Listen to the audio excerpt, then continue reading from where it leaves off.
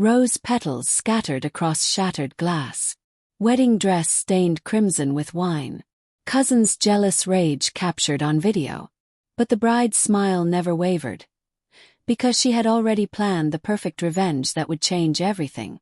The vintage wine hit my ivory gown like a blood-red waterfall. Crystal shards from the bottle sparkled across marble floors as 300 guests gasped in unison. My cousin Victoria stood there, chest heaving, mascara streaking down her flushed cheeks like war paint. "You think you're so perfect, Sophia," she screamed, her voice echoing through the cathedral. "Miss Golden Child gets everything while the rest of us get scraps."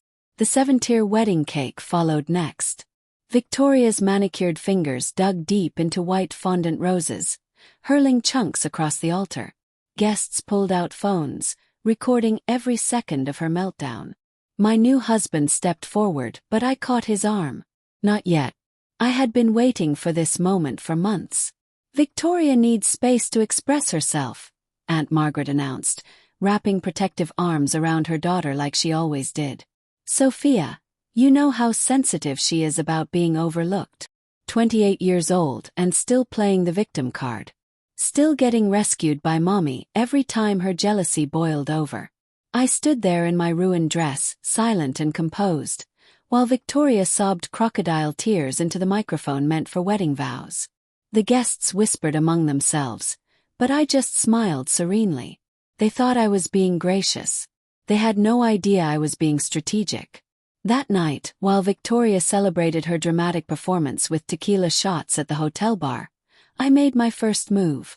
The prestigious internship at Goldman Sachs she had been bragging about. The one I had personally recommended her for using my corporate connections. One phone call to my former colleague. "I need to withdraw my endorsement due to recent behavioral concerns." Move 2 came at midnight. Victoria's dream apartment in Manhattan. The one she could only afford because I had co-signed the lease. My lawyer had the paperwork ready. Breach of character clause activated. Security deposit forfeit. Keys revoked by morning. But the masterpiece was still coming. Victoria had always been reckless with her secrets when she drank. 3 months ago, she had confessed to using her roommate's identity to apply for credit cards, laughing about how stupid the system was. She thought it made her clever. I thought it made her foolish enough to record on my phone during family dinner. At 6 a.m., Victoria's phone exploded with notifications. The internship coordinator's email was professional but final. "We regret to inform you that your position has been rescinded." The landlord's message was less diplomatic. "Immediate eviction notice. Lease terminated due to fraudulent co-signer complaint." Then came the real earthquake. The anonymous tip to the district attorney's office, complete with audio evidence of credit fraud. Victoria's own voice, clear as crystal, admitting to multiple felonies while giggling over wine. By noon, Victoria was sobbing in Aunt Margaret's kitchen, surrounded by legal documents and eviction notices. My phone buzzed with 17 missed calls and a text that simply read, "Why are you destroying my life?" I was sipping champagne on my honeymoon balcony in Santorini when the news broke. Victoria's arrest made local headlines. Manhattan socialite charged with identity theft and credit fraud. The wedding video had gone viral too. #bridesmaid meltdown trending across social platforms. The confrontation came 2 weeks later. Victoria stormed into my penthouse, hair unwashed, designer clothes wrinkled from sleeping in them. "You calculated everything, didn't you?" she whispered, voice hoarse from crying. "The recommendation, the lease, even recording me. You planned this." I set down my coffee cup with deliberate precision. "Victoria, you planned this the moment you decided to humiliate me at my own wedding. I just executed better." She stared at me like she was seeing a stranger. Gone was the sweet cousin who had always been her safety net. I was jealous.